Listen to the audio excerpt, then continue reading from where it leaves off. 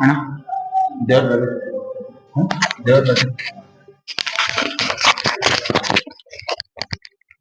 ಮಾಡ್ತೀಯಾ?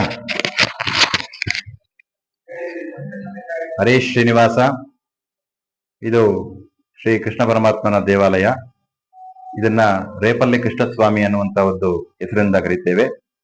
ಅತ್ಯಂತ ಪುರಾಣ ಪ್ರಸಿದ್ಧಿಯನ್ನ ಪಡ್ಕೊಂಡಿರುವಂತಹ ಈ ಒಂದು ರೇಪಲ್ಲಿ ಕೃಷ್ಣಸ್ವಾಮಿ ದೇವಾಲಯ ಭಕ್ತರ ಇಷ್ಟಾರ್ಥಗಳನ್ನ ನೆರವೇರಿಸ್ತಾ ಇದೆ.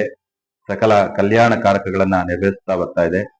ಇಲ್ಲಿ ಪ್ರತಿಯೊಬ್ಬರು ಸಹ ಬಂದು ಏನು ಇಲ್ಲ, ಒಂದು ಕಡ್ಡಿ ಕರ್ಪೂರ ಹಚ್ಕೊಂಡು ಹೋದ್ರೆ ಸಾಕು, ಅವರ ಒಂದು ಇಷ್ಟಾರ್ಥಗಳು ನೆರವೇರ್ತಾ ಇದೆ. ಪುರಾಣ ಕಾಲದಿಂದಲೂ ಸಹ ಇದು ನೆರವೇರಿಸ್ಕೊಂತಾ ಬರ್ತಾ ಇದೆ.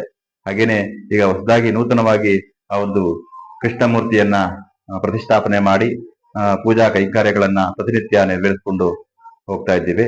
ಅದಕ್ಕೆ ಎಲ್ಲಾ ಭಕ್ತರು ಸಹ ಸಹಕರಿಸ್ತಾ ಇದ್ದಾರೆ.